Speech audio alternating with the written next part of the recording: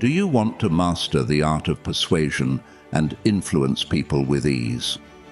In today's video, I'll walk you through 18 psychological techniques that can help you take control of conversations and build genuine connections. These are strategies used by the most successful communicators, and now you can use them too. If you're serious about enhancing your influence, make sure to hit that subscribe button and turn on notifications so you don't miss out on any upcoming videos about mastering communication, persuasion, and more. Let's dive right in. 1. Active listening, building trust and connection. Let's start with one of the most effective techniques, active listening. In the fast-paced world of communication, people often focus on what they want to say next, rather than truly listening to the other person. Active listening is about fully engaging in a conversation by giving your undivided attention, validating the speaker's feelings, and responding thoughtfully. When you actively listen, you create a space where the other person feels heard and valued. This is key to building trust. Psychologist Carl Rogers believed that active listening breaks down barriers and opens the door to more meaningful dialogue. So, how do you practice this skill? First, maintain eye contact and put away distractions, like your phone or computer. Nod occasionally to show you're following along, and when appropriate, paraphrase or summarize what the other person has said. For example, say, "It sounds like you're feeling frustrated because..." This not only confirms that you understand their message, but also encourages deeper conversation. In practice, active listening can disarm conflict, foster collaboration, and strengthen bonds, whether at work or in personal relationships. It's a powerful tool that shows you care about what others have to say. 2. Using names to personalize interaction. Now, let's talk about one of the simplest yet most powerful techniques, using someone's name in conversation. Dale Carnegie famously said, "A person's name is, to that person, the sweetest sound in any language." By using someone's name, you create a sense of recognition and individuality. It turns an ordinary conversation into a personal exchange. For example, instead of saying, "Hi, how are you?"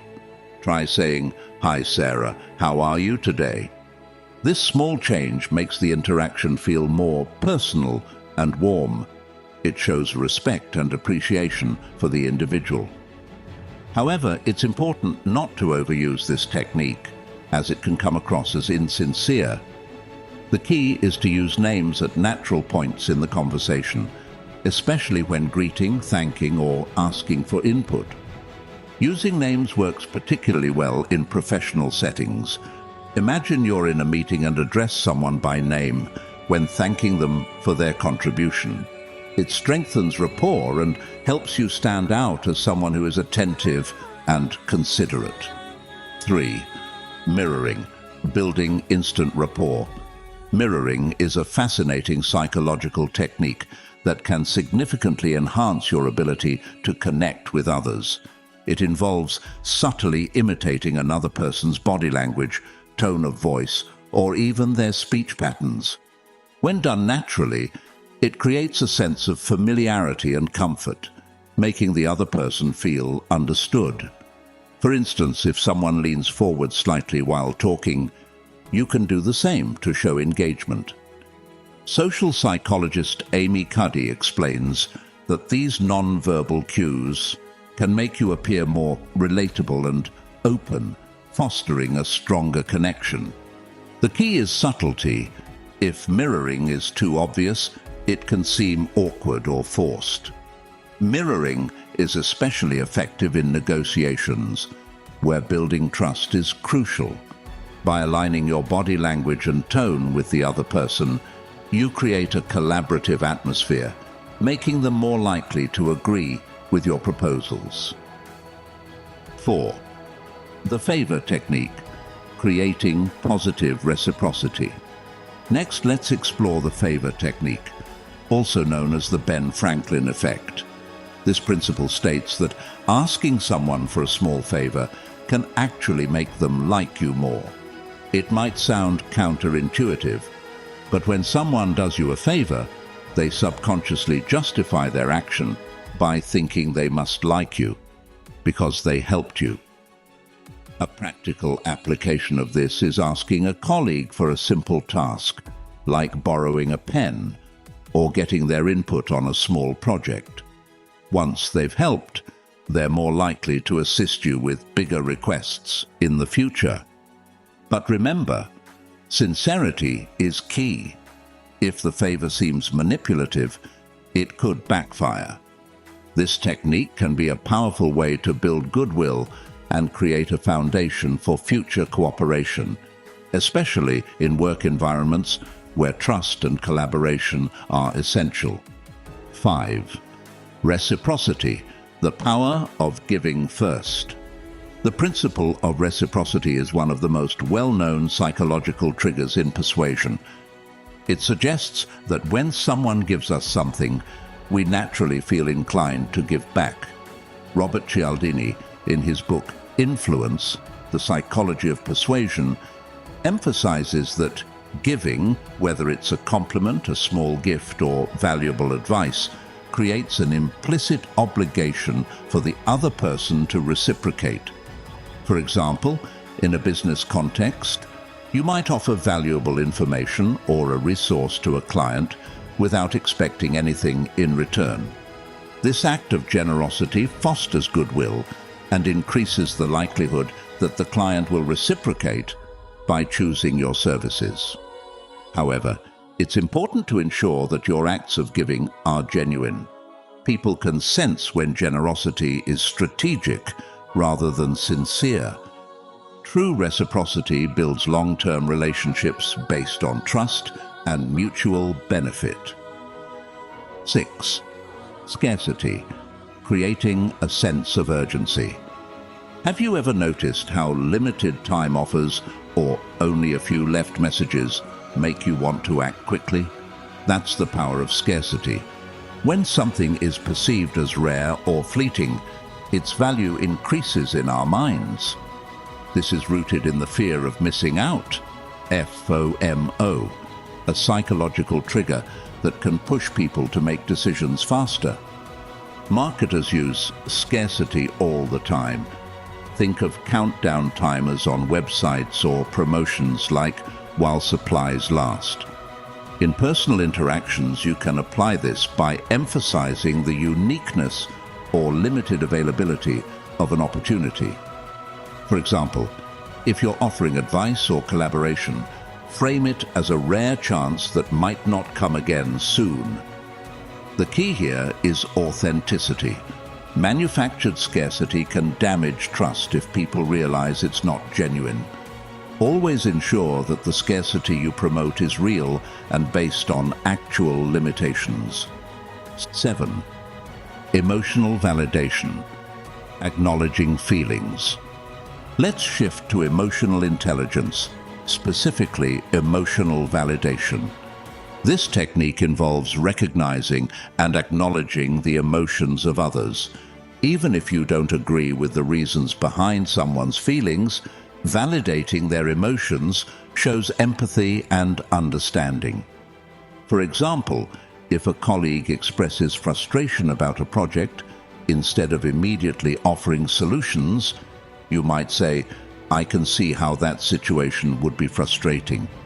This simple act of acknowledgement can diffuse tension and create a space for more constructive conversation. Emotional validation is crucial in conflict resolution and in fostering stronger personal relationships. It allows the other person to feel heard and understood, paving the way for open dialogue and problem solving. 8. Curiosity, sparking interest and engagement. Curiosity is a powerful tool in persuasion because it creates an emotional hook. When you pique someone's curiosity, they become more engaged and invested in discovering the answer or learning more. This technique is especially useful in education, marketing, and presentations. To evoke curiosity, present a question, challenge, or incomplete story at the beginning of your conversation or presentation. For example, you might start by saying, "Have you ever wondered why some people are naturally persuasive?" This invites the listener to continue paying attention because they want to uncover the answer. But remember, curiosity needs to be satisfied. While sparking curiosity is great for engagement, be sure to follow up with valuable information or insights that provide closure to the intrigue you've created. 9. The halo effect, leveraging first impressions. The halo effect is a cognitive bias where a positive first impression influences how we perceive other qualities of a person. For example, if someone is well-dressed and confident, we might automatically assume they are intelligent and capable, even without further evidence. You can use the halo effect in professional settings by presenting yourself in a polished and confident manner. Whether it's a job interview or a client meeting, first impressions matter. Dress appropriately, speak clearly, and demonstrate competence in one area. And it's likely that others will perceive you favorably in other aspects as well. However, it's essential to align your actions with your presentation. The halo effect can open doors, but maintaining trust and building relationships requires consistency between how you appear and how you act. 10. Strategic eye contact, conveying confidence and engagement. Eye contact is one of the most potent forms of non-verbal communication. According to social psychologist Amy Cuddy, maintaining eye contact conveys confidence, sincerity, and attentiveness. It also helps to establish a connection between speaker and listener, fostering engagement. When you make eye contact, you're signaling that you are focused and interested in the other person. However, too much eye contact can be intimidating, while too little can make you seem disinterested. The balance is to maintain eye contact for a few seconds, then look away briefly before re-establishing it. This rhythm shows that you're both attentive and respectful of personal space. Moreover, eye contact can emphasize important points during a discussion. When you're delivering a key message, locking eyes with the listener reinforces your words and ensures that they're paying attention. 11th, limiting options, reducing decision fatigue. Now let's discuss decision-making and the paradox of choice. Cognitive scientist Barry Schwartz, in his book The Paradox of Choice, explains that offering too many options can overwhelm people, leading to decision fatigue. This makes them less likely to choose anything at all. In Persuasion, it's often more effective to limit the number of options presented. For example, instead of asking a client to choose from 10 different solutions, narrow it down to 2 or 3 strong recommendations. This simplification makes it easier for the other person to make a confident decision without feeling overwhelmed. When you guide people toward fewer, clearer options, you help them feel in control and less stressed, which can result in quicker, more favorable decisions. 12. Principle of authority, establishing credibility. People tend to trust and follow those who they perceive as experts or authorities in a field. The principle of authority, as explained by Robert Cialdini, suggests that when someone views you as knowledgeable, they are more likely to listen to your advice or follow your lead. You can establish authority by showcasing relevant experience, credentials, or knowledge in the area you're discussing. For instance, a doctor wearing a white coat or a speaker referencing their years of industry experience immediately boosts credibility. However, it's essential to balance authority with approachability. You want to be seen as knowledgeable, but also open to questions and discussion. This fosters an environment of mutual respect and collaboration. 13. Consistency. Leveraging cognitive commitment. Humans have a natural desire to act in a way that aligns with their previous statements or commitments. This is known as cognitive consistency. Once someone commits to an idea or action, they are more likely to follow through with related actions to maintain that consistency. For example, if you can get someone to agree to a small request, like signing a petition, they're more likely to agree to a larger request later, such as volunteering for the cause. This technique is particularly useful in sales, where getting a customer to agree to a small feature of a product makes them more likely to purchase the whole package. The principle of consistency works best when commitments are voluntary and made publicly. It reinforces the person's self-image and motivates them to act in alignment with that image. 14th, social proof, the power of collective behavior. People are heavily influenced by the actions and opinions of others. Social proof is a psychological phenomenon where individuals look to the behavior of others to guide their own actions, especially in uncertain situations.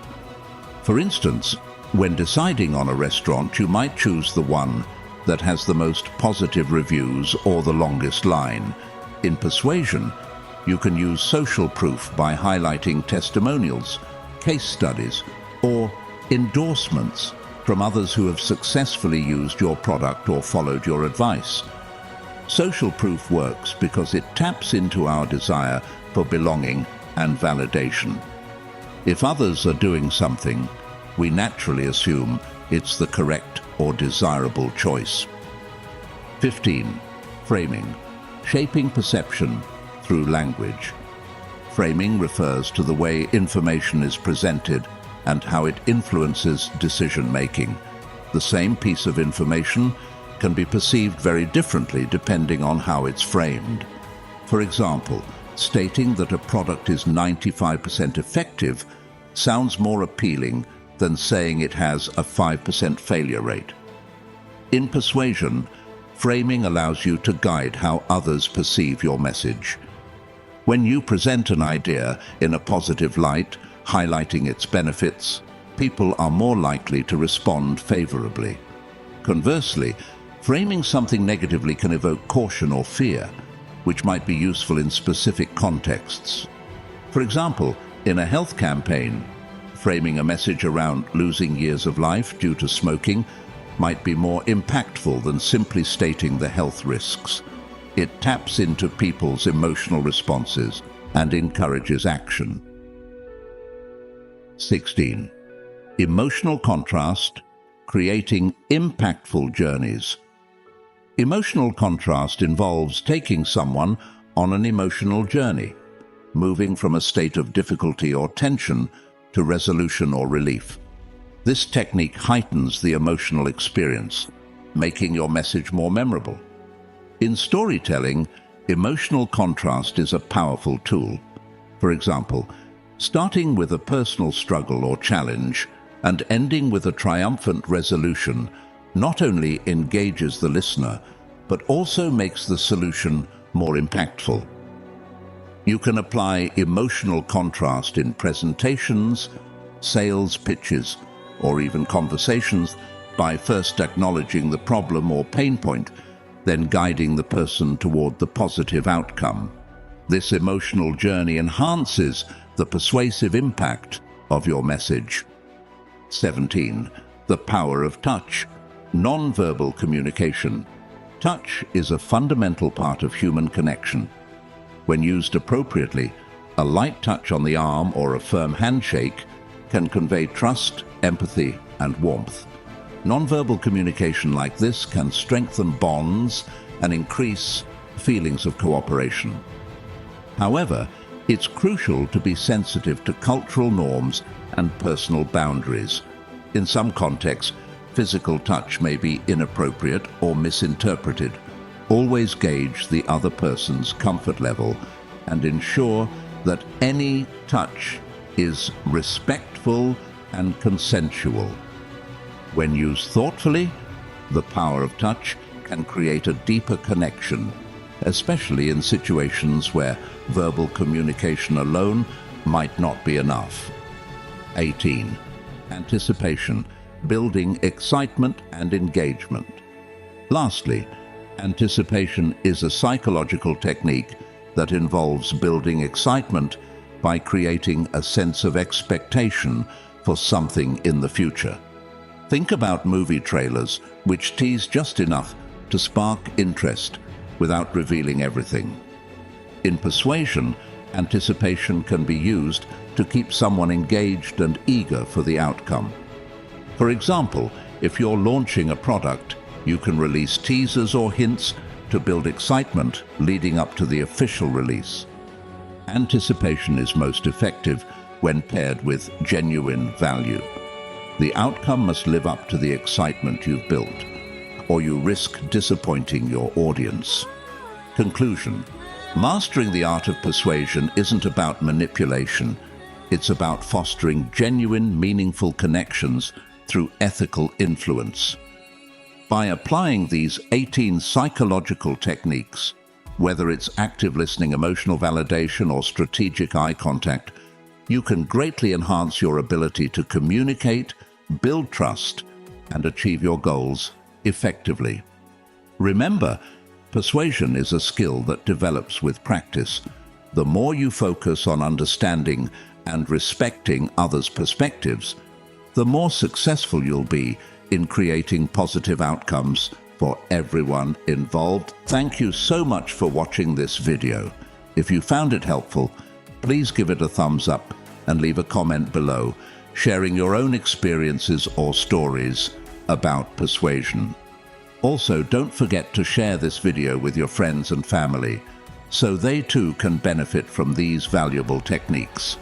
Let's help each other grow and connect more deeply.